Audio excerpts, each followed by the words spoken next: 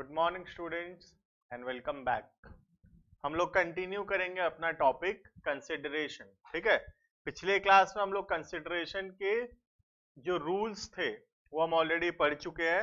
What is consideration हमको पता चल चुका है और हमको ये भी पता चल चुका है कि what are the different rules governing consideration. ठीक है, अब अभी तक जो हम पढ़े उससे हम अभी तक सीखे हैं कि कोई भी जो कॉन्ट्रैक्ट बनेगा उसके अंदर कंसिडरेशन होना बहुत ही ज्यादा जरूरी है।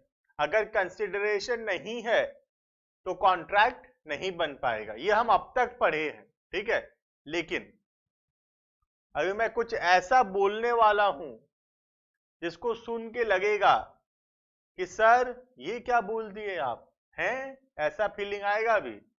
तो सर बताओ फिर ऐसा क्या बात है।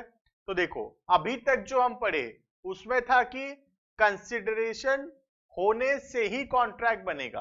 अभी तक ये पढ़े कंसिडरेशन होने से ही कॉन्ट्रैक्ट बनेगा, लेकिन आज की क्लास में मैं ऐसा केसेस बताऊंगा जिसमें कंसिडरेशन नहीं होकर भी वो एक वैलिड कॉन्ट्रैक्ट रहेगा। है, ये क्या बोल रहे हो सर? सर आप तो पहले बोले थे कि कंसिडरेशन होना जरूरी है, तो सर आज ऐसे कैसे बोल रहे हो सर कि कंसिडरेशन बिना भी कॉन्ट्रैक्ट बन सकता है? हाँ, ये सच है। आज तक का नॉलेज जो हमारा कंसिडरेशन का था उससे हम ये सीखे थे कि बिना कंसिडरेशन कॉन्ट्रैक्ट नहीं बन सकता, लेकिन आज की क्लास में हम उसके एक्सेप्शंस पढ़ेंगे। एक्सेप्शंस का मतलब क्या है? लॉ है कि कॉन्ट्रैक्ट नहीं बन सकता और उसका एक्सेप्शन, एक्सेप्शन का मतलब क्या है? उसका विपरीत, उससे कुछ हटके, उससे कुछ अलग। ठीक है, तो एक्सेप्शंस में क्या लिखा हुआ है? कब कब बिना कंसिडरेशन के भी एक वैलिड कॉन्ट्रैक्ट बन सकता है। ठीक है, तो सर आज की क्लास तो बहुत इंटरेस्टिंग होने वाली है सर। यस, आज का क्लास बहुत ज्यादा इंटरेस्टिंग होने वाला है, क्योंकि जो हम सोचते थे आज तक उसको हम चैलेंज करेंगे, उसके कुछ हट के पढ़ेंगे हम लोग आज। ठीक है, चलो तो हम लोग स्टार्ट करेंगे। हेडिंग है validity of an agreement without consideration. ठीक है, करना, हेडिंग करना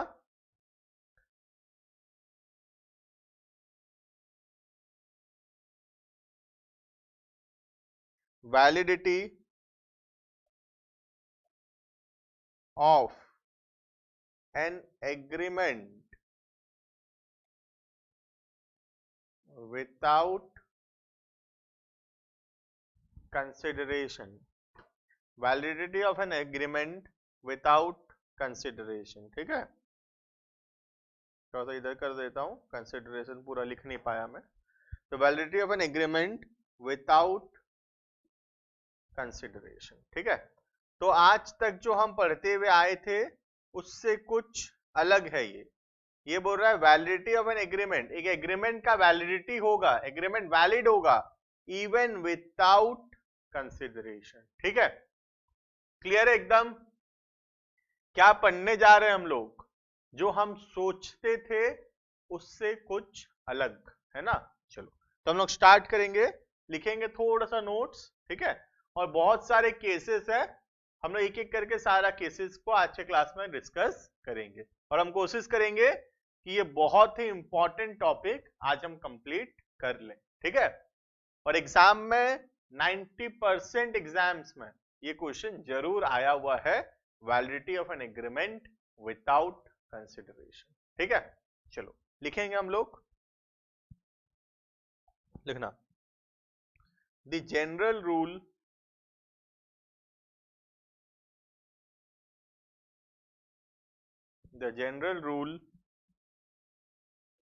is that an agreement the general rule is that an agreement without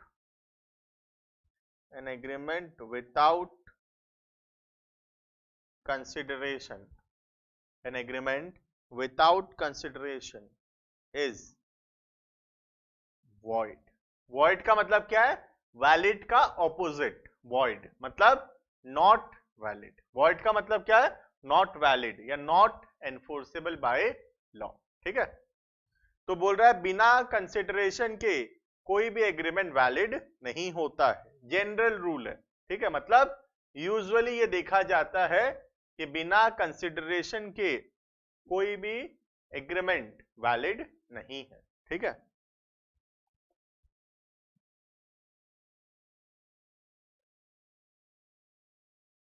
in every contract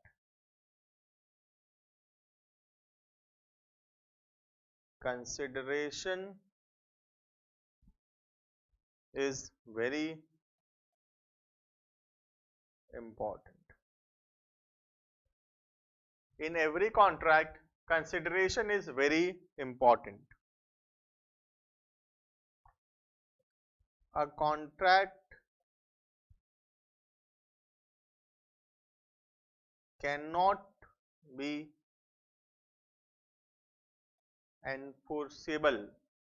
A contract cannot be enforceable by law in the absence of consideration. A contract cannot be enforceable by law in the absence of consideration. ठीक है, full stop. However,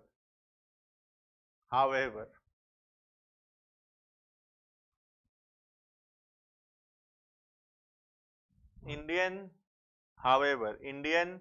Contract Act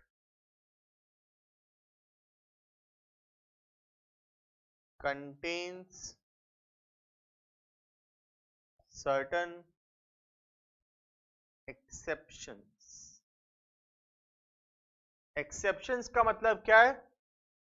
contrast, विपरीत, अलग, different. ठीक है, तो normal rule ये है कि बिना कंसिडरेशन के कॉन्ट्रैक्ट नहीं हो सकता। ठीक है, लेकिन अभी जो हम पढ़ने वाले हैं उसमें बोलेगा कि कैसे बिना कंसिडरेशन के भी कॉन्ट्रैक्ट बन सकता है। ठीक है, चलो लिखेंगे हम लोग पॉइंट नंबर 1।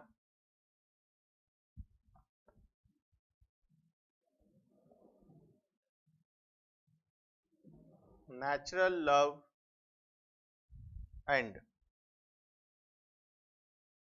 अफेक्शन। पहला पॉइंट है सर, क्या बोल रहे हो sir? Natural love and affection समझ में तो नहीं आ रहा सर, क्या बोल रहे हो? चलो आएगा बेटे समझ में।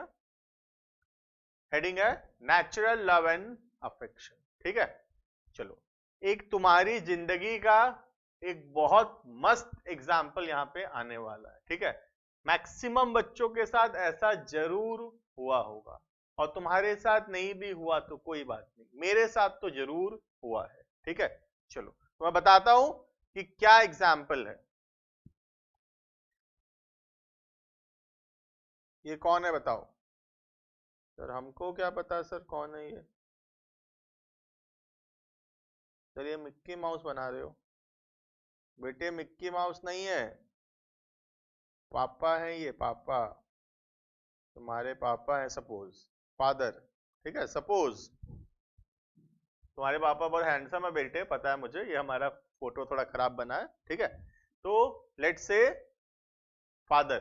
ठीक है, इज फादर एंड ये हो तुम।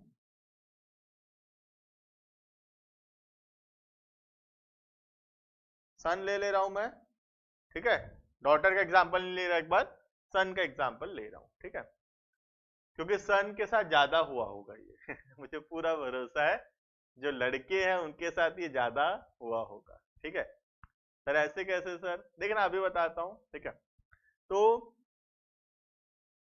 पापा बोलते हैं बेटा को, क्लास 12 में है बेटा, कॉमर्स ले लिया है बेटा क्लास 12 में। ठीक है, और पापा पूछे कि कितना परसेंट लाएगा बोर्ड एग्जाम में, तेरा रिजल्ट, अभी एग्जाम होना बाकी है, बोला इधर एग्जाम होगा, अच्छे से पढ़ तू और मुझे बता कितना परसेंट लाएगा।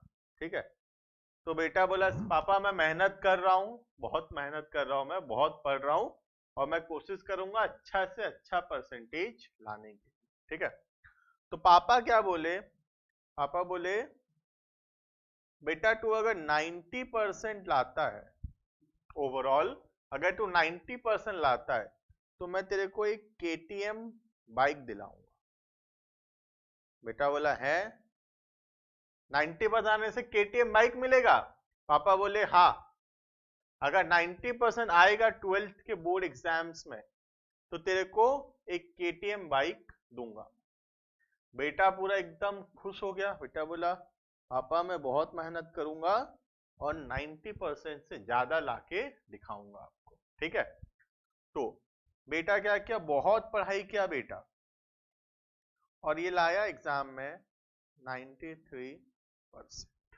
बेटा एकदम खुश, पापा के पास गया। पापा एकदम, बेटा एकदम खुश दिख रहा है आज। पापा भी अंदर से खुशी है, लेकिन सामने से ज्यादा खुश हो नहीं सकते वो। क्यों नहीं हो सकते बताओ? क्योंकि अभी उनको KTM बाइक दिलाना पड़ेगा, ठीक है। चलो तो देखते हैं, पापा अपने टाइम पे CA फाउंडेशन कर रहे थे और वो फेल हो गए थे।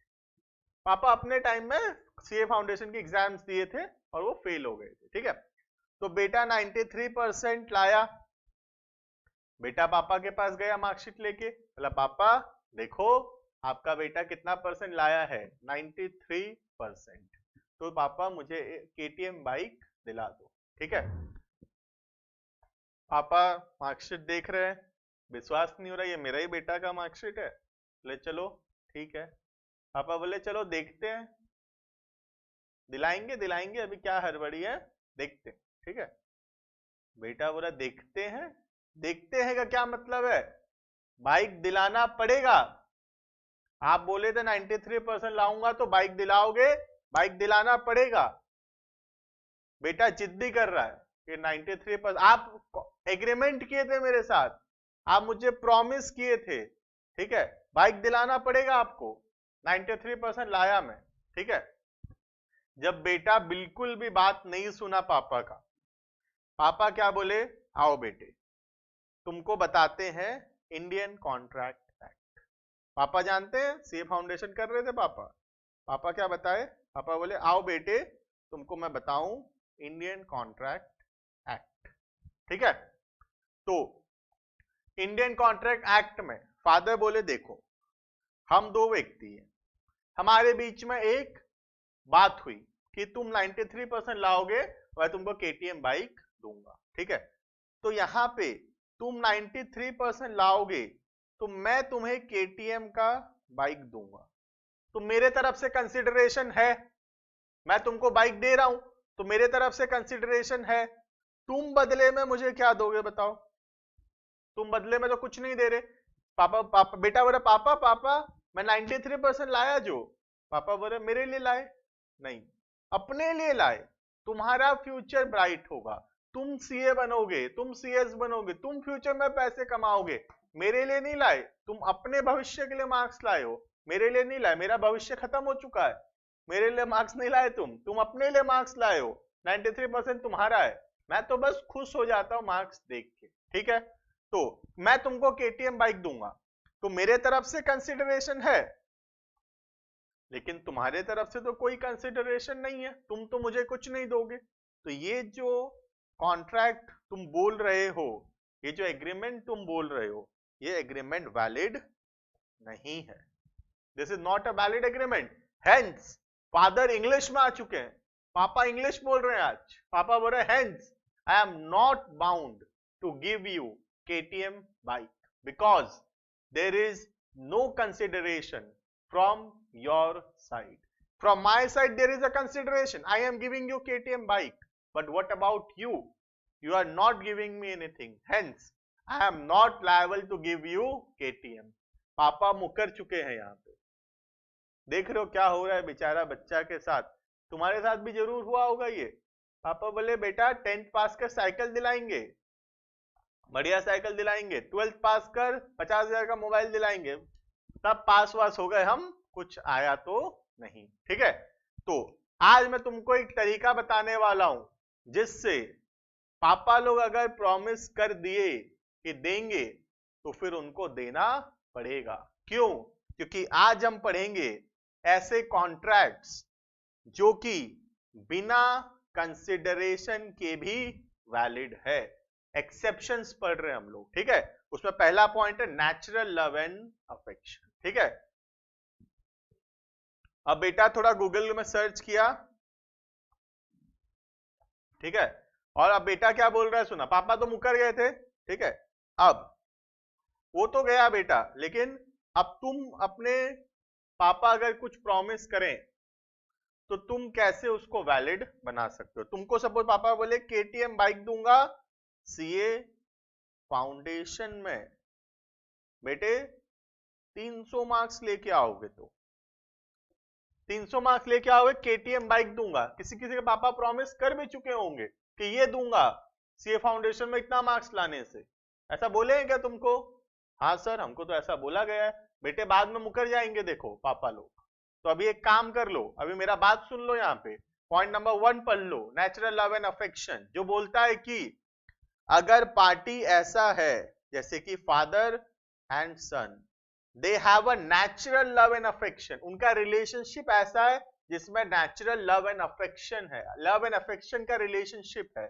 तो ऐसा अगर रिलेशन है दोनों पार्टी के बीच में, तो फिर कॉन्ट्रैक्ट वैलिड हो सकता है इवन विदाउट कंसिडरेशन। कोई अगर कंसिडरेशन नहीं भी दे रहा है तो भी वैलिड हो सकता है। लेकिन क्या होना जरूरी है? It must be in written form.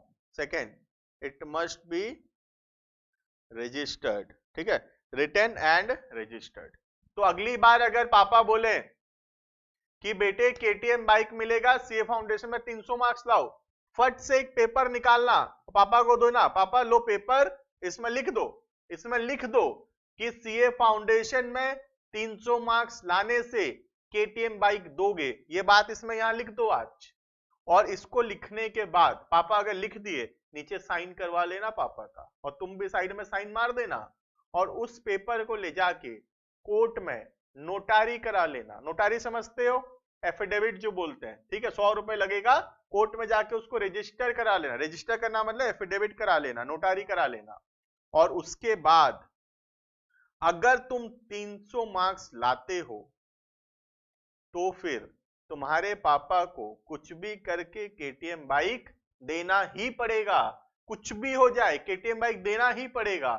कब? अगर तुम्हारा रिटन फॉर्म में है तुम्हारे पास साइन किया हुआ, प्लस अगर वो कोर्ट में रजिस्टर्ड है, तो फिर अगर तुम 300 मार्क्स लाए तो फिर पापा ये नहीं बोल सकते देखेंगे। पापा 300 मार्क्स लाने के बाद केटीएम बाइक देंगे, कहीं से भी देंगे, किडनी बेच के देंगे किडनी बेच के देंगे, लेकिन केटीएम बाइक देंगे तुमको। समझ में आ रहा है? क्लियर है? नेचुरल लव एंड अफेक्शन, ठीक है। जब पार्टी के बीच में, अगर मैं एक लाइन में समराइज करूं, ये तो कहानी देखो मैं तुमको समझाने के लिए बनाता हूं, ठीक है, लेकिन अगर मैं एक लाइन में इसको समराइज करूं तो इसका समरी क्या निकलेगा कि अगर दोनों पार्टी ऐसी हैं जिनके बीच में नेचुरल लव एंड अफेक्शन है, जैसे कि father and son, husband and wife, ठीक है, brother and sister, daughter and father, ऐसे करके नेचुरल लव एंड अफेक्शन, मतलब फैमिली वाले हैं, ठीक है, नेचुरल लव एंड अफेक्शन है, तो फिर वो कॉन्ट्रैक्ट वैलिड होगा। एक पार्टी के पास कंसिडरेशन नहीं है तब भी, अगर एक के तरफ से कंसिडरेशन नहीं है तब भी वो कॉन्ट्रैक्ट वैलिड रहेगा। लेकिन 2 कंडीशन है उसमें। वो 2 कंडीशन क्या है? रिटन होना चाहिए, रजिस्टर्ड होना चाहिए। अगर रिटन और रजिस्टर्ड नहीं है तो फिर वो कॉन्ट्रैक्ट वैलिड नहीं है, और अगर रिटन एंड रजिस्टर्ड है तो फिर वो कॉन्ट्रैक्ट वैलिड है even without consideration from the father. Father की तरफ से consideration, sorry, even without consideration from the son, ठीक है, सन की तरफ से कंसिडरेशन नहीं है तब भी वो कॉन्ट्रैक्ट वैलिड होगा, ठीक है। चलो, समझ में आ गया होगा मेरे हिसाब से, ठीक है। बहुत एफर्ट्स लगा समझाने में, लेकिन बहुत बढ़िया पॉइंट है, एकदम जबरदस्त पॉइंट है, ठीक है, जो तुम प्रैक्टिकल लाइफ में यूज भी कर सकते हो। देखो, पापा को बताना मत कि मैं बताया ये बात बोल के, ठीक है? पापा को नहीं बताना भाई, पापा फीस हमको दिए पढ़ाने का, हम उनके खिलाफ भड़का नहीं सकते, ठीक है? तो पापा को बताना मत। लेकिन पापा अगली बार अगर प्रॉमिस करें, पापा अगली बार अगर बोले कि बेटा ये ला कर दे, मैं ये दूंगा तेरे को, लिखवा लेना बस, तुम लिखवा लेना, साइन करवा लेना, उसको रजिस्टर कर देंगे और फिर मैं दिलाऊंगा तुमको वो चीज। आना मेरी ऑफिस, मेरे ऑफिस आना और पेपर लेके, फिर मैं देखता हूं पापा कैसे नहीं देंगे। देना ही पड़ेगा उनको। समझ में आ रहा है? किडनी बिकवा देंगे हम लोग, ठीक है? ऐसा करोगे? ऐसा नहीं करना, ठीक है? तो ये लॉ के लिए है, प्रैक्टिकल लाइफ में यूज मत कर देना इसको, ठीक है? पापा बोल रहे हैं तो उसको हम रिटर्न करवा नहीं पाओगे, रिटर्न करवा पाओगे? पापा को बोलोगे पापा लिख के दो, एक थप्पड़ पड़ेगा पापा से, है ना? चलो, तो हम लोग कंटिन्यू करेंगे। नेचुरल लव एंड अफेक्शन लिखेंगे उसको।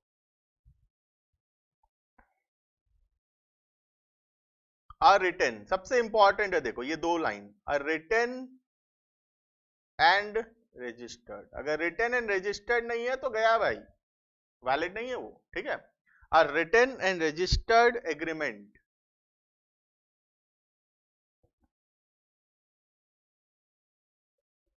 based on natural love and affection between the parties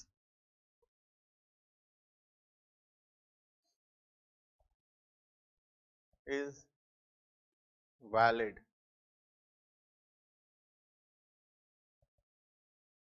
even without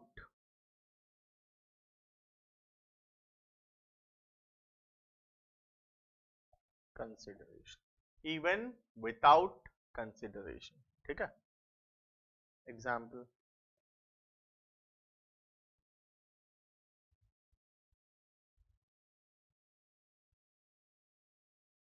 बढ़िया एग्जाम्पल दूंगा, मस्त एग्जाम्पल, ठीक है? देखना,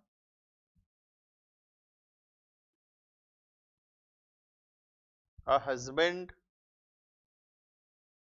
by a registered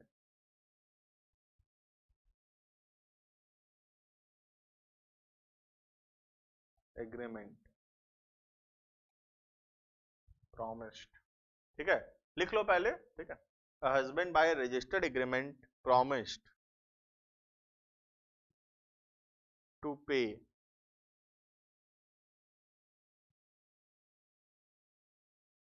all his earnings to his wife.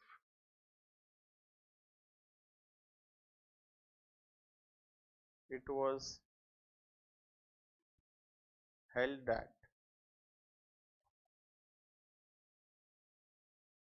the agreement is valid even without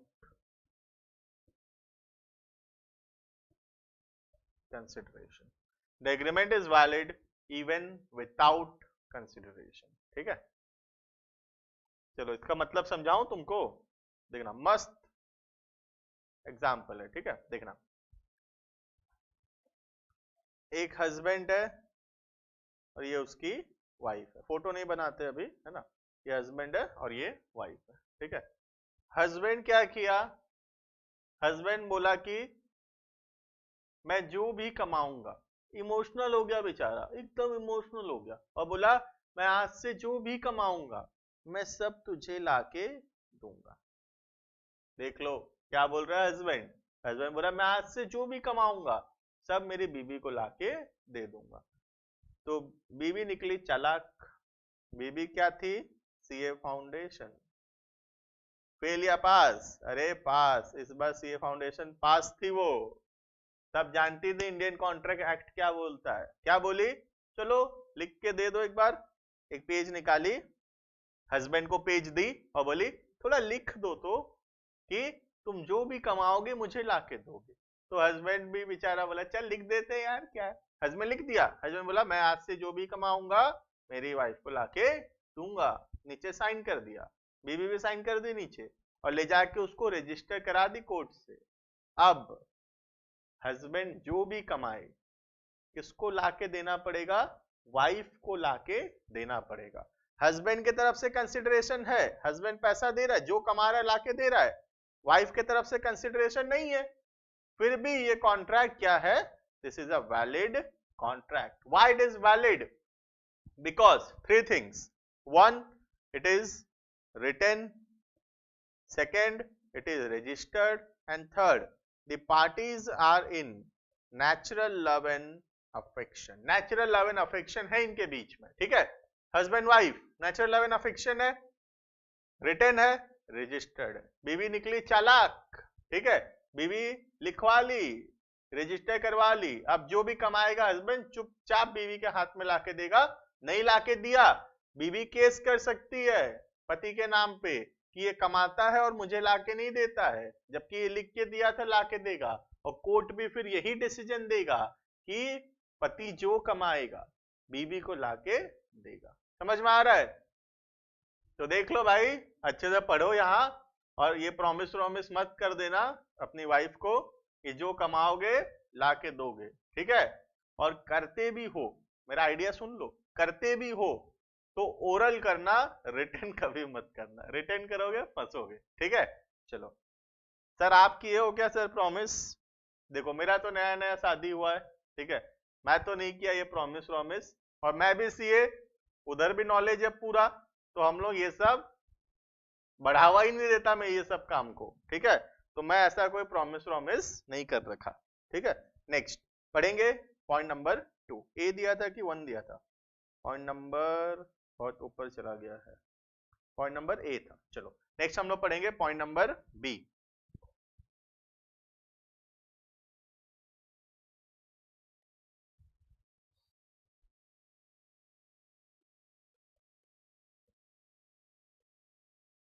compensation for past voluntary services.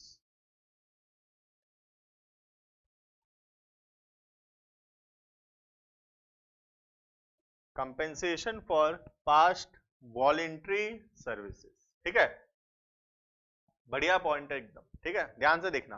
Heading है compensation for past voluntary services, ठीक है। देखो कुछ वर्ड्स का मैं मतलब बताता हूं पहले। कंपेंसेशन का मतलब होता है मुआवजा देना, भरपाई करना, ठीक है। जैसे मैं तुम्हारा फोन तोड़ दिया सपोज, ठीक है, मैं तुमको कंपेंसेट किया, मतलब मेरी वजह से तुम्हारा नुकसान हुआ तो मैं उसका भरपाई किया, ठीक है, दैट इज कंपेंसेशन, ठीक है। पास्ट मतलब पहले किया गया, पास्ट प्रेजेंट फ्यूचर, ठीक है, पास्ट वाला, ठीक है। तो पहले किया गया कोई काम, कंपेंसेशन वो पास्ट। वॉलेंट्री, वॉलेंट्री का मतलब अपने इच्छा से, ठीक है। तो हेडिंग है compensation for past voluntary services, ठीक है। चलो ऐसे नहीं समझ में आएगा, मेरे को पता है, एक बढ़िया एग्जांपल फिर समझ में आ जाएगा, ठीक है। चलो देखो,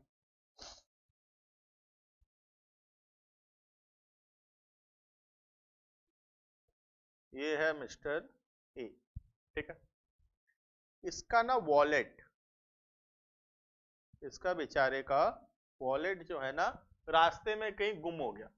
इसका वॉलेट, रेलवे स्टेशन गया था ये, और रेलवे स्टेशन में इसका वॉलेट गिर गया, ठीक है। अब वॉलेट में इसके कुछ ज्यादा कुछ नहीं था, गरीब आदमी बेचारा, ठीक है, 500 रुपए का तो वॉलेट था उसका, और उसमें 1000 रुपए और रखा था। टोटल पैसे थे, टोटल 1500 था, मतलब 500 रुपए का वॉलेट था और 1000 रुपए उसके अंदर कैश था, ठीक है। और इस बेचारे का उसके अंदर आधार कार्ड भी था, गंदे गंदे फोटो वाला आधार कार्ड भी वो उसके अंदर था उसका, ठीक है। अब वॉलेट तो हो गया गुम, ठीक है, ये वॉलेट मिला मिस्टर बी को, ठीक है, मिस्टर बी को वॉलेट मिला। अब मिस्टर बी देखा आधार कार्ड, ठीक है, आधार कार्ड से नाम देखा, एड्रेस देखा, ठीक है, और फिर मिस्टर ए को ट्रेस करने का कोशिश किया, मिस्टर ए को खोजने का कोशिश किया। अच्छा आदमी है बेचारा मिस्टर बी, ठीक है। तो ये मिस्टर ए को खोजने का कोशिश किया और फिर ये आया और मिस्टर ए को वॉलेट वापस कर दिया। मिस्टर ए को वॉलेट वापस कर दिया। ए जानता भी नहीं बी को, बी अपने इच्छा से वॉलेट उठाया, देखा वॉलेट मिस्टर ए का है, मिस्टर ए को खोजा और वॉलेट दे दिया, ठीक है। अब मिस्टर बी जो है ना वहां खड़ा है, जा नहीं रहा है, ऐसे करके खड़ा है, देख रहा है, मिस्टर ए को देख रहा है, वो खड़ा है, कुछ बोल नहीं रहा। और फिर जब मिस्टर ए उधर देखा मिस्टर बी के तरफ, तो मिस्टर बी बोला बाबू कुछ पैसा।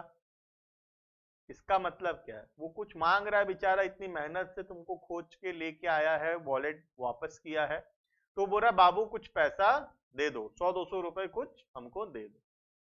मिस्टर ए बोला नहीं, मैं बोला था वॉलेट लाने, मैं बोला था तेरे को वॉलेट लाने, नहीं तू अपनी इच्छा से लाया, थैंक यू। क्या बोल दिया, थैंक यू बोल दिया। पैसे वैसे नहीं दिया, बोला थैंक यू और भगा दिया, ठीक है। अब नेक्स्ट डे मिस्टर ए को लगा कि मिस्टर बी बेचारा इतनी मेहनत से मेरा वॉलेट खोज के लाया, इसके अंदर जो है ना बेटा इंसानियत जो होती है ना, इंसानियत जाग गई, ठीक है।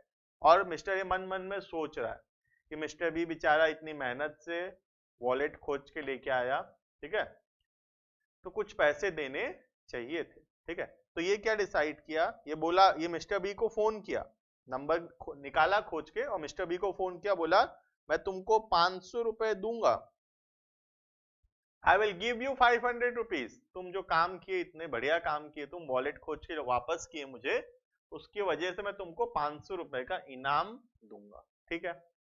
मिस्टर बी बोला ठीक है, मैं जब उधर साइड आऊंगा ना तब मैं तुमसे पैसे ले लूंगा, ठीक है। क्लियर है इतना। अब ध्यान से सुनना मेरी बात, ठीक है।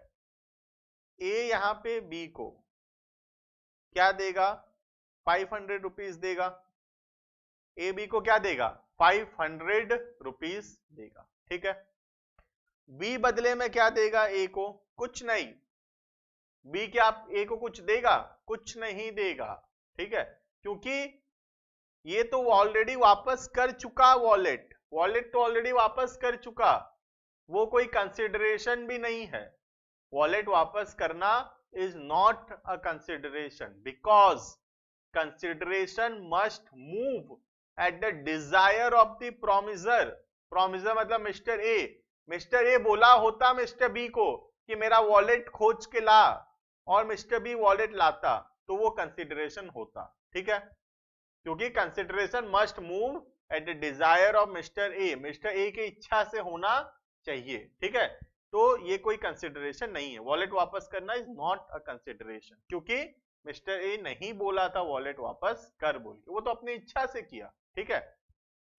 अब ए एग्री किया 500 रुपए देगा बी को, ठीक है, लेकिन बी बदले में कुछ भी नहीं देगा, फिर भी ये कॉन्ट्रैक्ट वैलिड है, ये कॉन्ट्रैक्ट फिर भी वैलिड है, ठीक है। तो ये एक्सेप्शन हो गया, क्योंकि नॉर्मल लॉ क्या है, बिना कंसिडरेशन के कॉन्ट्रैक्ट नहीं हो सकता। यहां बी के तरफ से कंसिडरेशन नहीं है, लेकिन फिर भी कॉन्ट्रैक्ट बना, क्योंकि हमारा हेडिंग क्या था, ध्यान से देखो, हेडिंग क्या था, कंपेंसेशन मतलब 500 रुपए देना, पास्ट मतलब एक दिन पहले जो काम किया था, कल वॉलेट जो वापस किया था, वॉलेंट्री अपने इच्छा से, सर्विसेज मतलब वॉलेट वापस करना, ठीक है।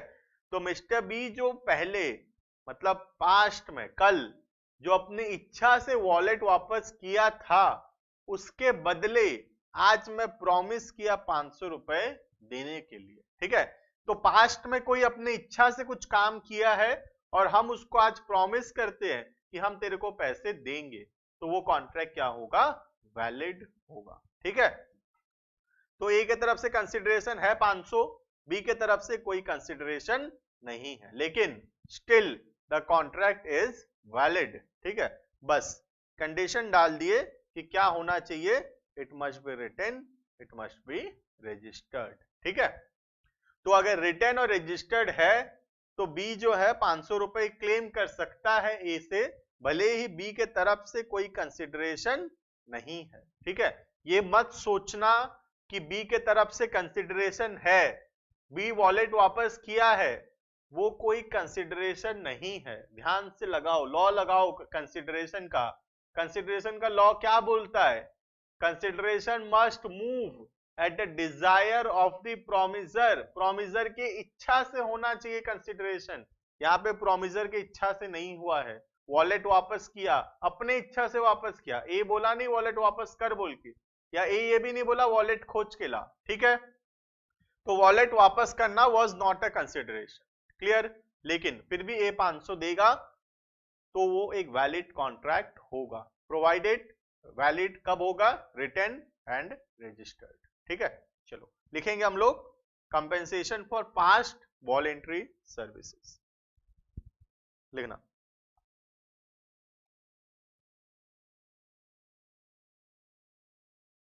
a promise to compensate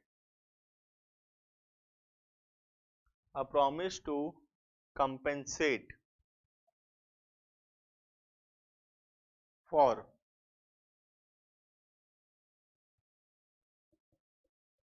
past voluntary services provided by a person, provided by a person, full stop. Following other essential elements must also exist. Following other essential elements must also exist. ठीक है, और क्या क्या जरूरी है? ठीक है, point number 1,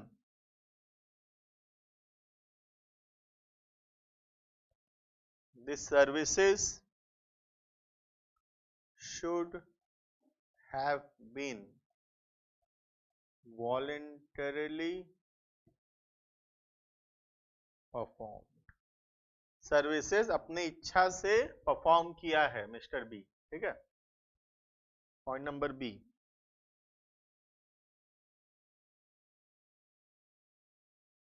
the services are rendered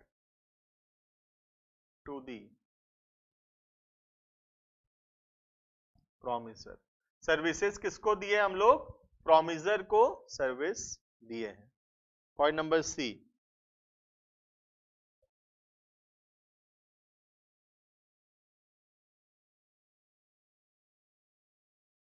the promiser must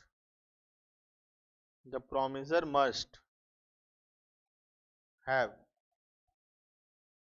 intention to compensate the promisee. ठीक है, प्रोमिसर का इंटेंशन होना चाहिए प्रोमिसी को कंपेंसेट करने का, 500 रुपए देने का। ठीक है, उसका इंटेंशन अगर है तो फिर वो एक वैलिड कॉन्ट्रैक्ट होगा। ठीक है,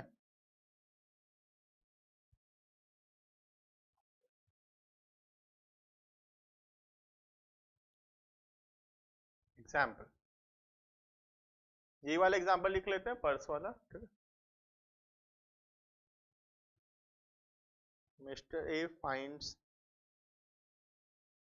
B's purse. Mr. A finds B's purse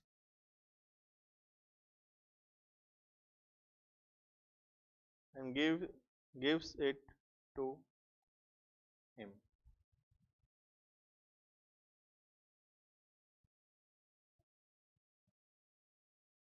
B promises to give 1000 rupees. This is a valid contract. ये क्या होगा? ये एक वैलिड कॉन्ट्रैक्ट बनेगा। ठीक है,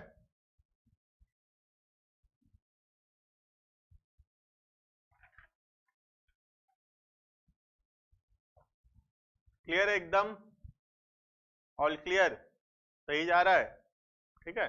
चलो नेक्स्ट हम लोग पढ़ेंगे point number 3।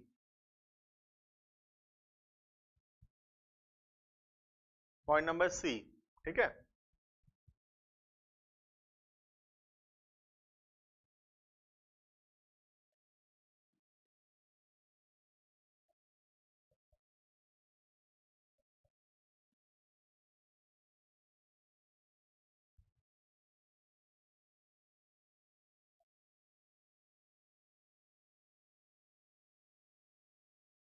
Promise to pay time barred डेप्ट, ठीक है। सर ये क्या होता है टाइम बार्ड डेप्ट, बताता हूं, 2 मिनट। हाँ, हेडिंग कर लो पहले, promise to pay time barred डेप्ट लिखे, हेडिंग है promise to pay time barred डेप्ट, ठीक है। देखना सर क्या मतलब होता है सर टाइम बार्ड का, देखना ध्यान से सुनना मेरी बात, बहुत ही ज्यादा इंपॉर्टेंट पॉइंट है, ठीक है।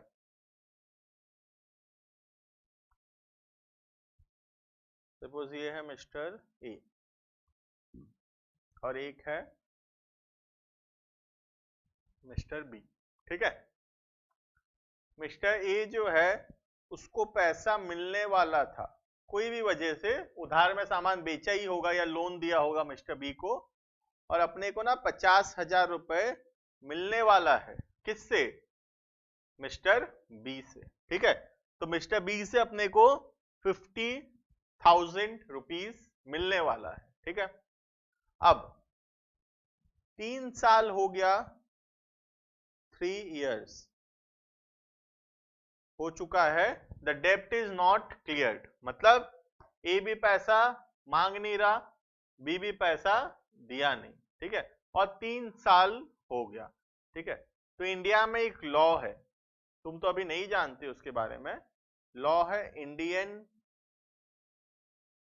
लिमिटेशन एक्ट, ठीक है। एक लॉ है इंडियन लिमिटेशन एक्ट जो बोलता है कि अगर कोई व्यक्ति किसी से पैसा पाने वाला है और 3 साल हो चुका है, 3 इयर्स हो चुका है, वो डेब्ट क्लियर नहीं किया गया, ठीक है। डेब्ट क्लियर नहीं किया मतलब बी ए को पैसा नहीं दिया, 3 साल हो चुका है उस बात को, ठीक है, और ए भी पैसा नहीं मांगा, ठीक है, ए भी पैसा नहीं मांगा, बी भी पैसा नहीं दिया, और इस बात को कितने साल हो गई, 3 साल हो चुकी है, ठीक है। अब लॉ क्या बोलता है, इंडियन लिमिटेशन एक्ट बोलता है कि अगर 3 साल हो चुका है एक डेब्ट को, एक उधार को, ना ही सामने वाला पार्टी पैसा मांग रहा है, मिस्टर ए पैसा नहीं मांग रहा, और ना ही मिस्टर बी पैसा दे रहा है, ना ए मांग रहा है पैसा, ना बी दे रहा है पैसा, ठीक है। तो लॉ बोलता है ऐसा जो डेब्ट है ये क्या हो गया है, टाइम बार्ड, टाइम बार्ड हो गया, टाइम बार्ड मतलब इसका टाइम खत्म हो गया, टाइम खत्म हो गया इस डेब्ट का, 3 साल हो गया मतलब टाइम खत्म हो गया इस डेब्ट का, इसका मतलब अब और मिस्टर ए जो है पैसे नहीं मांग सकता, किससे, मिस्टर बी से, क्योंकि इंडियन लिमिटेशन एक्ट बोलता है कि 3 इयर्स अगर हो जाए किसी डेब्ट को और दोनों पार्टी ना ही ये पैसा मांग रहा है ना ये पैसा दे रहा है और 3 साल हो चुका इस बात को, तो अब और ये डेब्ट को मिस्टर बी देने के लिए लायबल नहीं, ठीक है। तो ये है इंडिया लॉ, इंडिया में लॉ है ये, इंडियन लिमिटेशन एक्ट है पूरा, ठीक है। तो 3 साल हो गया, 3 साल हो गया और मिस्टर ए जो है ना पैसे मांगा ना मिस्टर बी पैसे दिया, और 3 साल के बाद अब और मिस्टर बी जो है वो लायबल नहीं है पैसा देने के लिए, पैसा देने के लिए और ये लायबल नहीं, ठीक है। ऐसे डेब्ट को बोलते हैं टाइम बार्ड डेब्ट, मतलब ऐसा डेब्ट जिसका टाइम जो है वो खत्म हो चुका है, टाइम बार्ड डेब्ट, ठीक है। अब मिस्टर बी लेकिन क्या है, बेचारा बहुत भला आदमी है, बिल्कुल बिल्कुल मेरी जैसा है, एकदम मेरे जैसा है, एकदम भला आदमी है मिस्टर बी, ठीक है। मिस्टर बी क्या बोला कि कोई बात नहीं, भले ही इसका टाइम बार्ड हो गया हो, भले ही इसका पैसा देने का टाइम खत्म हो गया हो, लेकिन फिर भी मैं प्रॉमिस करता हूं पे करूंगा, उसकी इच्छा है, वो देना चाहता है, वो बोल रहा है आई प्रॉमिस टू पे, मैं पैसा दूंगा, ठीक है। अब आई प्रॉमिस टू पे, ठीक है। अब मिस्टर ए को मिला 50,000, मिस्टर ए को मिलेगा कि नहीं 50,000? हाँ सर, मिस्टर बी को 50, मिस्टर ए को 50,000 मिलेगा, तो ए के लिए कंसिडरेशन है। बी को क्या मिलेगा? बी को तो कुछ नहीं मिलेगा सर, क्योंकि पहले जो 50,000 मिला था वो तो खत्म, वो तो टाइम बार्ड हो गया था, वो नहीं देने से भी चलता, नहीं देने से भी चलता, लेकिन फिर भी मिस्टर बी दे रहा है, तो क्या मिस्टर बी को और कुछ मिलेगा? नहीं सर, मिस्टर बी को कुछ नहीं मिलेगा, लेकिन still the contract is valid. Why it is valid? Because it falls under the third exception, which says that a promise to pay a time barred debt will be valid. ठीक है, तो mister B अगर मान जाए, mister B की इच्छा है, mister B अगर नहीं देना चाहे तो उसका कोई कुछ नहीं कर सकता, सीधा बात है। लेकिन अगर मिस्टर बी पैसा देना चाहे, अगर वो प्रॉमिस करता है कि वो एक टाइम बाद डेब्ट को क्लियर करेगा, तो फिर वो पैसा दे सकता है, वो पैसा देगा, ठीक है। और वो जो कॉन्ट्रैक्ट होगा ए और बी के बीच में, वो एक वैलिड कॉन्ट्रैक्ट रहेगा, ठीक है। इसको बोलते हैं प्रॉमिस टू पे अ टाइम बार्ड डेब्ट, क्लियर। अब उसमें रिटन होना चाहिए, रजिस्टर्ड होना चाहिए, वो हम लोग अभी इसमें देखेंगे, ठीक है। हटा रहा हूं ये,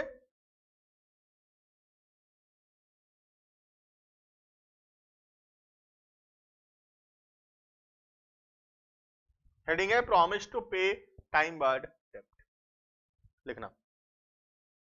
where a person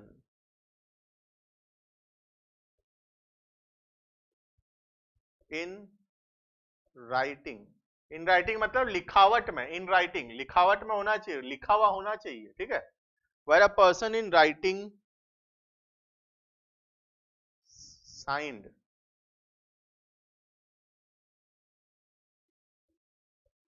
by the person, when a person in writing signed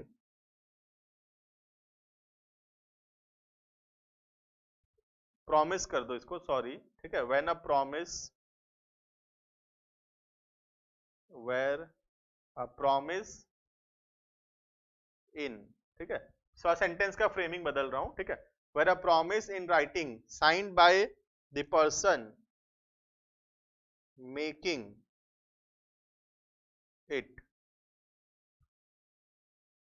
it is made to pay a debt which is barred by limitation is valid. क्या होगा? वैलिड होगा, is valid even without consideration, even without consideration, ठीक है। तो अगर कोई promise करता है टाइम बार्ड डेब्ट को पे करने के लिए even without consideration, then that agreement will be valid. और टाइम बार्ड किसको बोलते हैं? ऐसा डेब्ट जिसका टाइम हो चुका है, टाइम हो चुका है का मतलब है जो 3 साल पुराना हो चुका है, ठीक है। अब ना मुझे बहुत बार बच्चे लोग एक डाउट पूछते हैं, इसका एग्जांपल लिखा रहा हूं, उससे पहले याद आ गया तो बताता हूं। बहुत बार डाउट पूछते हैं सर सेक्शन कैसे याद करें, तो मेरा ये बोलना उनको, सेक्शंस याद करने की कोशिश मत करो, पढ़ते जाओ, सेक्शंस अपने आप धीरे धीरे याद होते जाएंगे, ठीक है। और थोड़ा बहुत लास्ट में अपने देखेंगे कि थोड़ा बहुत सेक्शंस याद कर लेंगे, लेकिन ऐसा कोई जरूरी नहीं है सेक्शंस याद करना। अगर सेक्शंस नहीं भी याद है तो कोई प्रॉब्लम का बात नहीं है, कोई मार्क्स नहीं कटेगा सेक्शन नहीं लिखने से, ठीक है। लेकिन सेक्शन लिखने से क्या होगा, थोड़ा सा इंप्रेशन मार्किंग होगा, तो सेक्शन लिखना अच्छी बात है, लेकिन सेक्शन नहीं लिखने से ऐसा कोई नुकसान नहीं होने वाला या कोई मार्क्स नहीं कट जाएगा, ठीक है। तो सेक्शन याद करने के लिए ऐसे मतलब घुसो मत, सेक्शन कैसे याद करें कैसे याद करें, पढ़ते चलो, सेक्शंस अपने आप याद होंगे, नहीं याद हुए कोई बात नहीं, कॉन्सेप्ट आना चाहिए, लिखना आना चाहिए, केस लॉ का आंसर करना आना चाहिए, बाकी सेक्शन वेक्शन पे उतना ध्यान मत दो, ठीक है। तो सेक्शन याद करने के लिए मत पढ़ाई करो, क्लियर। इसका सेक्शन सब बता दूं क्या, देखना पॉइंट नंबर ए जो हम लिखे थे इसका natural love and affection section 25 subsection 1 है वो। पॉइंट नंबर बी जो पढ़े पास्ट वॉलंटरी सर्विसेज 25 सबसेक्शन 2 है, और इसका लिख सकते हो सेक्शन 25 सबसेक्शन 3, ठीक है। लेकिन सेक्शन याद करने का जरूरत नहीं है, ठीक है, लेकिन याद हो जाएगा अगर तो प्लस पॉइंट है बस, ठीक है। लिखना example,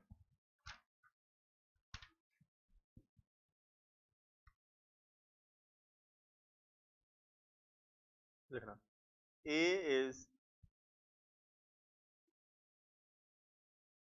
indebted to Mr. C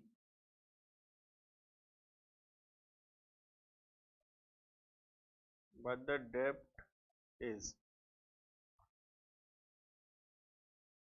barred by limitation, but the debt is barred by limitation act, full stop. A signs a written promise now to pay Mr. C, to pay Mr. C, full stop. This contract is valid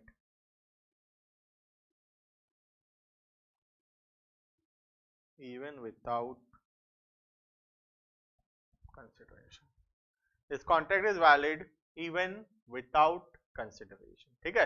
तो ये contract valid है बिना कोई consideration के, clear. चलो next हम पढ़ेंगे point number 4,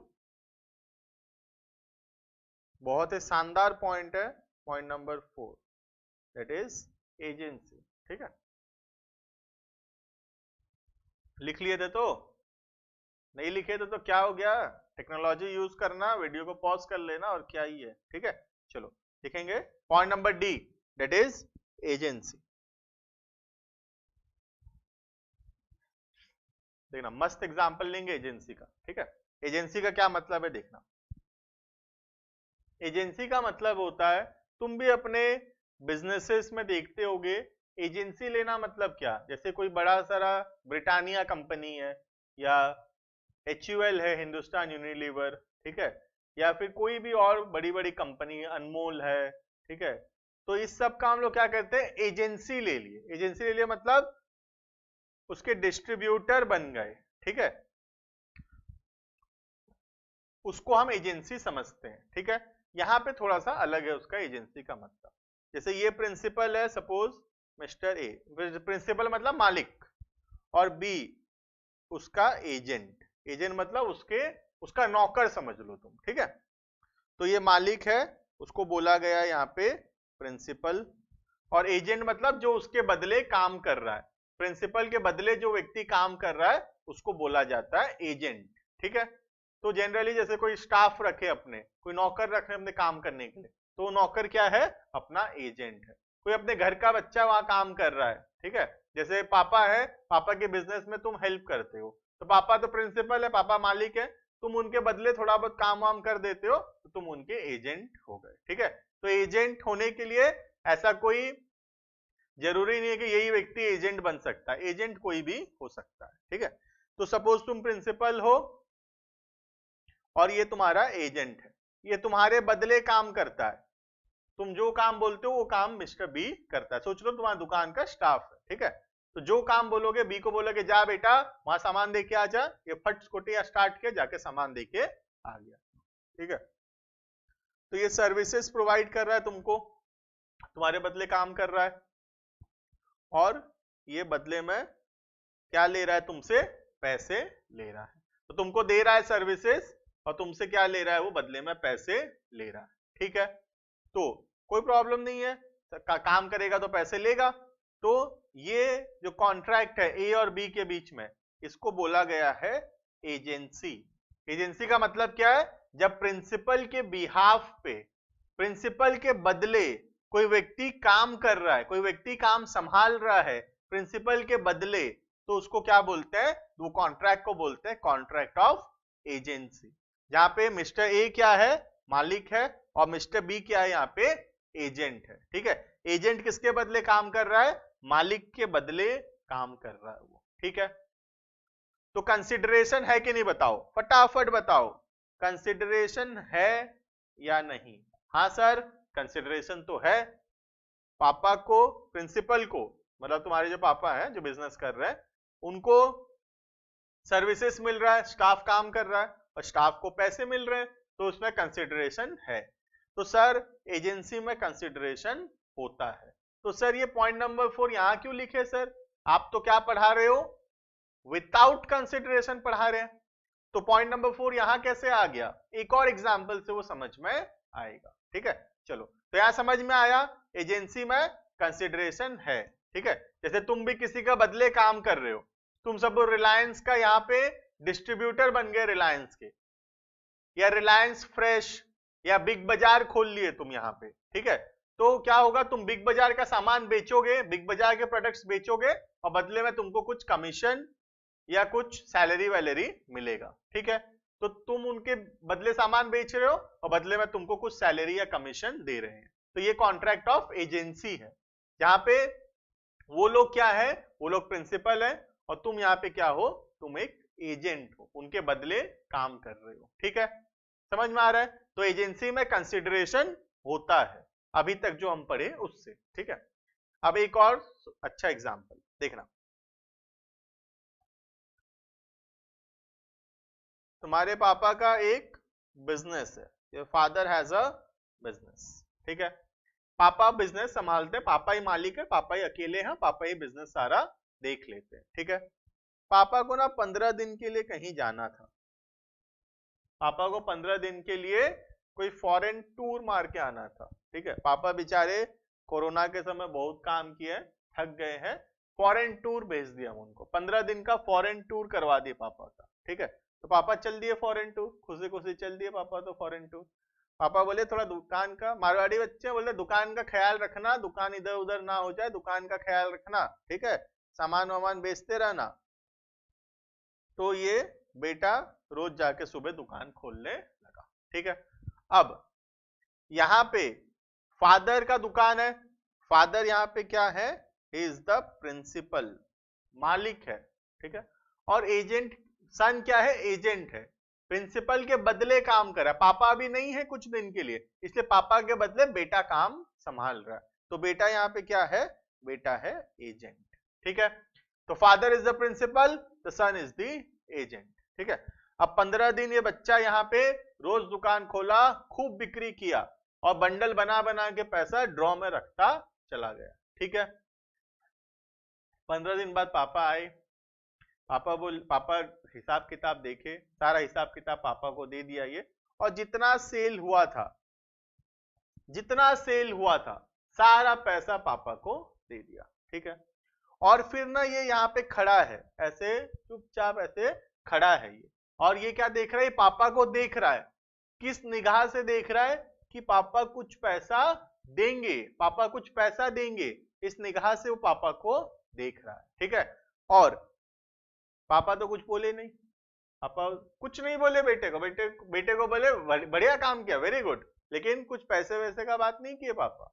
तो ये फिर बेचारा थोड़ी सी धीमी आवाज में, बेचारा पापा के सामने आवाज तो नहीं निकल रहा ना, तो थोड़ा धीमी आवाज में क्या बोल रहा है, सुनो, धीमी आवाज में बोलता है, कमीशन, कमीशन मिलेगा क्या, कमीशन। पापा बोले हैं, तो कमीशन लेगा मेरे से, ये अपने घर की दुकान है, ये अपने घर की दुकान है, तू उसमें कमीशन लेगा मेरे से सामान बेचने का। बेटा चुप हो गया, बेटा कुछ नहीं बोला, ठीक है। अब क्या ये कमीशन मिलता है इसको, नहीं सर, कमीशन तो इसको नहीं देंगे, पापा कमीशन नहीं देंगे इसको, ये अपनी दुकान थी सर, पापा कमीशन नहीं देने वाले। अपनी अपनी कुछ नहीं है, लॉ बोलता है दुकान पापा की है, पापा अलग है सन अलग है लॉ के नजरिए में, ठीक है। तो पापा और सन, पापा को फायदा हुआ 15 दिन तक उनके बिहाफ में, वो जब फॉरेन टूर में फोटो खिंचा रहे थे उनके बिहाफ में उनका बेटा यहाँ दुकान संभाल रहा था, ठीक है। तो पापा को सर्विस मिला, 15 दिन उनके बदले कोई दुकान में बैठा, सर्विस मिला, तो पापा के लिए कंसिडरेशन है। लेकिन बेटे को तो कुछ नहीं मिला, बेटे को बेचारे को कुछ नहीं मिला, पॉकेट मनी भी गया 15 दिन, कहीं घूम भी नहीं पाया वो, ठीक है। तो बेटे के लिए कंसिडरेशन नहीं है। लेकिन स्टिल ये कॉन्ट्रैक्ट क्या है, this is a contract of agency, जहां पे प्रिंसिपल के बदले एजेंट काम कर रहा है, फादर के बदले सन काम कर रहा है, तो ये कॉन्ट्रैक्ट ऑफ एजेंसी है। लेकिन क्या यहाँ पे कंसिडरेशन है? नहीं सर, यहाँ पे कंसिडरेशन नहीं है, ठीक है। तो मैं ऐसा लिख सकता हूं क्या, बताना मुझे, एजेंसी में कंसिडरेशन हो भी सकता है, कंसिडरेशन नहीं भी हो सकता, ठीक है। तो जो प्रिंसिपल एंड एजेंट है, पहला वाला जो डिस्ट्रीब्यूटर है, रिलायंस वाला एग्जांपल, उसमें कंसिडरेशन है, रिलायंस को सर्विस मिल रहा है, रिलायंस का सामान बेच रहे हैं, बिग बाजार का सामान बेच रहे हैं अपने, और बिग बाजार वाला अपने को कमीशन दे रहा है, तो वहां एजेंसी में कंसिडरेशन है, दोनों तरफ से फायदे हैं, ठीक है। और नीचे वाला एग्जाम्पल, फादर एंड सन वाला एग्जाम्पल, उसमें पापा के लिए कंसिडरेशन है, पापा को फायदा हुआ, बेटे के लिए कंसिडरेशन नहीं है, ठीक है। लेकिन still the contract is valid. तो एजेंसी के अंदर there may be consideration, there may not be consideration, consideration हो भी सकता है, कंसिडरेशन नहीं भी हो सकता है। समझ में आ रही है बात? चलो लिखेंगे अपने पॉइंट नंबर 4, कंसिडरेशन एजेंसी, ठीक है।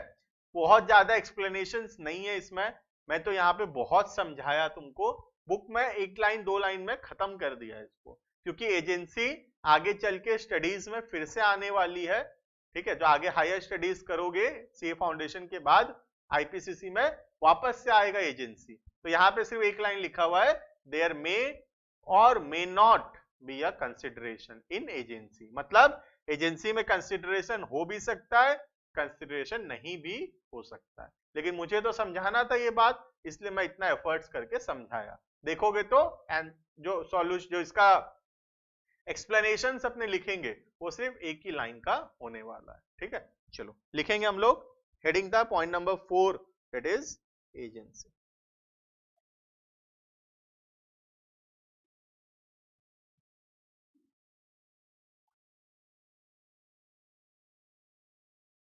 ठीक है, अकॉर्डिंग टू, सेक्शन याद नहीं करना, मैं लिखा दे रहा हूं, ठीक है। अकॉर्डिंग टू सेक्शन 185, सर इतना दूर चला गए 185, इसीलिए मैं बोला आईपीसीसी में आएगा, ये आगे का सेक्शन है बहुत, ठीक है। According to section 185 of the Indian Contract Act,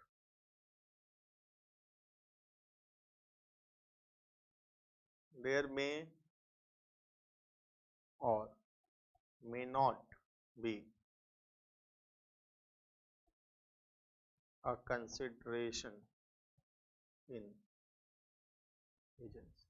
There may or may not be a consideration in agency. Agency में कंसिडरेशन हो भी सकता है, कंसिडरेशन नहीं भी हो सकता है, ठीक है। चलो नेक्स्ट, इजी एकदम एजेंसी, ठीक है। नेक्स्ट, अब बहुत ज्यादा पॉइंट्स नहीं बचे हैं, छोटे छोटे पॉइंट्स बचे हैं, ठीक है। पॉइंट नंबर 5 लिखना,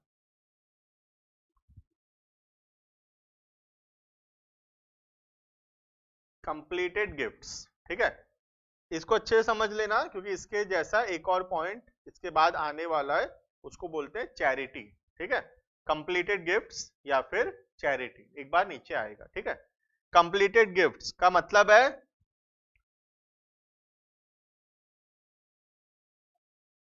जैसे ए प्रॉमिस किया बी को कि वो कुछ गिफ्ट्स देगा, ठीक है। बी बदले में कुछ नहीं देगा ए को, ठीक है। तो ए तो दे रहा है, ए प्रॉमिस किया देगा बोल के, लेकिन बी नहीं देगा, बी कुछ नहीं देगा, ठीक है। ऐसे चीज को हम बोलते हैं गिफ्ट्स, इसको बोलते हैं गिफ्ट्स, कंप्लीटेड गिफ्ट्स, ठीक है। तो ये कॉन्ट्रैक्ट भी क्या है, this contracts are also valid. मतलब जब हम किसी को गिफ्ट दे रहे हैं तो जरूरी नहीं है कि गिफ्ट दोनों तरफ से होगा। क्या ऐसा होता है, मुझे बताओ, कि तुम किसी को गिफ्ट दिए और तुम उसके सामने हाथ फैला लिए ऐसे, बोला भाई मुझे भी कुछ दे, ऐसा होता है क्या? गिफ्ट हम अपनी इच्छा से देते हैं, ठीक है। हम ये एक्सपेक्टेशन से कभी नहीं देते कि सामने वाले भी हमको गिफ्ट देगा, ठीक है। तो गिफ्ट जो है हम अपनी इच्छा से गिफ्ट दे सकते हैं, हमारे तरफ से कंसिडरेशन है, लेकिन हो सकता है सामने वाला कुछ ना दे, तो उसमें कोई प्रॉब्लम की बात नहीं है, ठीक है। लिखना,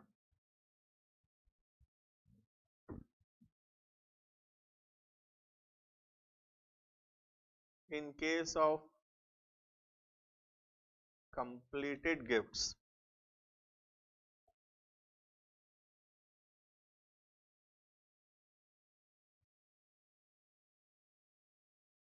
the rule of no consideration, no contract, the rule of no consideration, no contract does not apply. No consideration, no contract does not apply, मतलब बिना कंसिडरेशन के भी गिफ्ट, बिना कंसिडरेशन, एक तरफ से कंसिडरेशन नहीं है तो भी वो वैलिड रहेगा, ठीक है।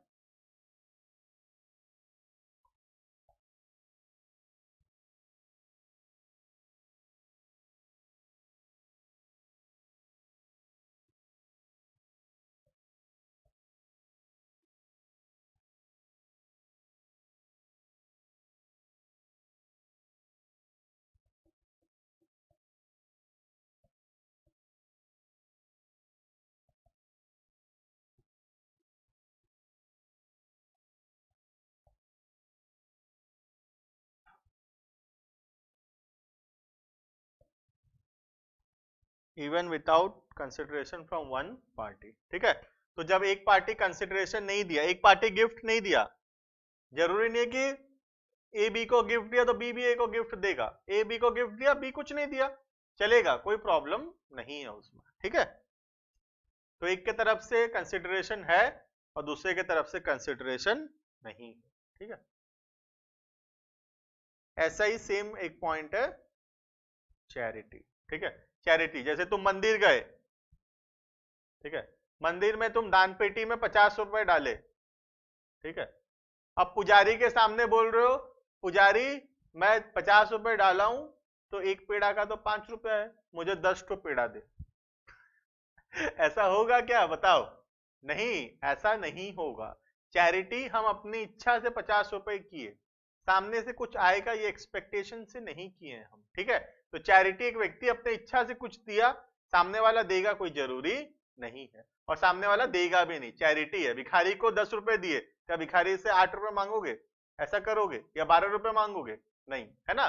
तो हम अपनी इच्छा से चैरिटी करते हैं, सामने वाला कुछ नहीं देता है, तो फिर भी वो एक वैलिड कॉन्ट्रैक्ट है। हम चैरिटी कर सकते हैं, हम 10 रुपए किसी को देने का प्रॉमिस किए, सामने वाला कुछ नहीं देगा, लेकिन still that is a valid contract. Clear? तो सेम है, गिफ्ट दो या फिर चैरिटी दो, नाम तो बस अलग अलग है, मतलब तो दोनों का एक ही है ना। लिखना, if a promisee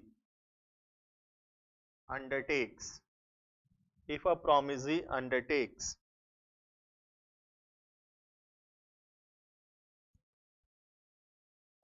to contribute something as charity, then the contract shall be valid, then the contract shall be valid, ठीक है। ऐसा हो गया, देखो जैसे ना, ये मिस्टर ए है, यहाँ एक मंदिर बन रहा था, ठीक है,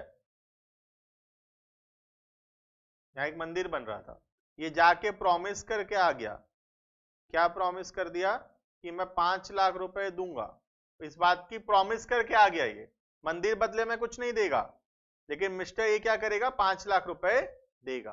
तो लॉ बोल रहा है ऐसा कॉन्ट्रैक्ट क्या है, ऐसा कॉन्ट्रैक्ट वैलिड है। ठीक है, ये एनफोर्सेबल बाय लॉ है। मिस्टर ए 5 लाख रुपए देगा और टेम्पल बदले में कुछ नहीं देगा। ठीक है, क्लियर। अब क्वेश्चन ये हो सकता है मिस्टर ए नहीं दिया तो क्या होगा। देखो ये एक वैलिड कॉन्ट्रैक्ट है, तो हम आगे चल के पढ़ेंगे अगर एक कॉन्ट्रैक्ट जो वैलिड है अगर परफॉर्म नहीं होता है तो सामने वाला पार्टी क्या क्या कर सकता है, ये हम आगे चल के पढ़ेंगे। ठीक है, चलो next last point,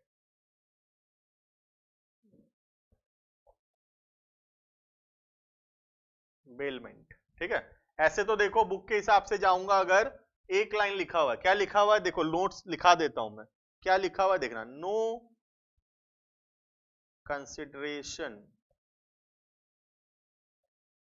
is required for bailment as per section 148 of Indian Contract Act. No consideration is required for bailment as per section 148 of the Indian Contract Act. ठीक है, यहाँ नोट्स खत्म। लेकिन अब मेरा जिम्मेदारी है कि मैं तुमको समझाऊं बेलमेंट क्या है। ठीक है, बेलमेंट अभी आएगा भी नहीं एग्जाम में, बेलमेंट आगे चल के सीए इंटर में है। ठीक है, लेकिन स्टिल हम थोड़ा सा ओवरलुक करके थोड़ा पढ़ेंगे बेलमेंट और आगे बढ़ेंगे। ठीक है, बेलमेंट का मतलब क्या होता है देखना, जब हम कोई सामान किसी को दिए, जैसे मिस्टर ए है, इसका बाइक है।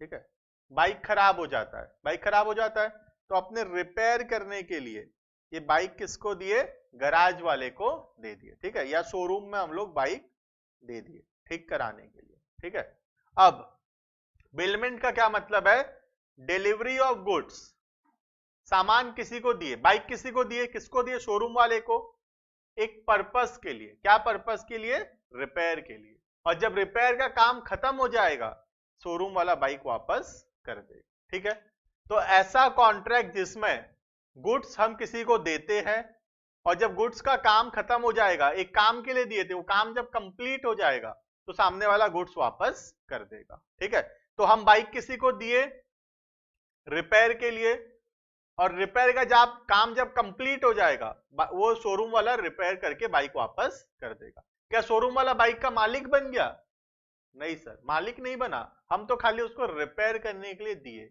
रिपेयर का काम खत्म होने के बाद बाइक वापस ले लेंगे। ठीक है, तो ऐसे कॉन्ट्रैक्ट को अपने बोलते हैं बेलमेंट।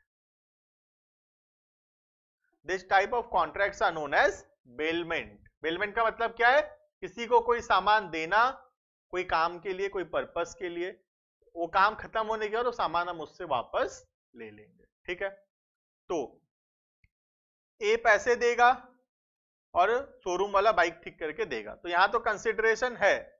ठीक है, लेकिन ऐसा बेलमेंट भी हो सकता है जिसमें कंसिडरेशन ना हो लेकिन स्टिल वो वैलिड रहेगा। जैसे कि मिस्टर ए है, वो अपना बाइक किसी को दे दिया, उसका दोस्त आया और ऐसा मुंह बनाया, भाई एक बार बाइक मिलेगा क्या, 5 मिनट का काम है, फटाफट आऊंगा। ठीक है, तो दे दिया बाइक, बोला ले चल, दोस्त है क्या मना करूंगा, बाइक दे दिया इसको। ठीक है, और ए बाइक दिया बी को, क्या बी मालिक बन गया बाइक का, नहीं, किस काम के लिए दिया है, 5 मिनट में जाके आने के लिए दिया है, बाइक आने के बाद फिर वापस किसको मिल जाएगा, ए को मिल जाएगा। तो ये कॉन्ट्रैक्ट क्या है, दिस इज ऑल्सो बेलमेंट। मतलब सामान बी को दिए हैं, 5 मिनट जाके आने के लिए, काम खत्म होने के बाद बाइक हमको वापस मिलेगा। ठीक है, अब हम तो अपना बाइक दिए, हमारे तरफ से कंसिडरेशन है, हम तो बाइक दिए, बी क्या बदले में कुछ देगा, बी क्या पेट्रोल का पैसा देगा, नहीं, दोस्त है नहीं देगा। ठीक है, दोस्त लोग तो 5 रुपया नहीं देते, ये क्या पैसा देगा, पेट्रोल का पैसा देगा लगता है, नहीं सर, मन तो है मांगने का हमारा मिस्टर ए का मन तो है मांगने का, लेकिन वो मांग नहीं सकता, देगा नहीं क्योंकि मिस्टर बी। ठीक है, तो ये बेलमेंट में क्या हुआ, मिस्टर ए सामान दिया, कंसिडरेशन है मिस्टर ए की तरफ से, लेकिन बी कुछ नहीं दिया, बी बदले में कुछ नहीं दिया, तो बी की तरफ से कंसिडरेशन नहीं है, लेकिन स्टिल ये वैलिड कॉन्ट्रैक्ट है। ठीक है, चलो ज्यादा दिमाग लगाने की जरूरत इसमें था नहीं, क्योंकि ये वापस से आगे चल के पढ़ेंगे अपने। ठीक है, अभी के लिए खाली इतना जानना है, bailment, no consideration is required for bailment. Clear? तो हम लोग आज की क्लास में 7 पॉइंट्स पढ़े, वो था नो कंसिडरेशन, नो कॉन्ट्रैक्ट। ठीक है, चलो इतना पढ़ के आना, रिवाइज करके आना, फिर हम नेक्स्ट क्लास में आगे कंटिन्यू करेंगे। यहां पे कंप्लीट होता है no consideration, no contract. Clear? Thank you, bye bye, take care.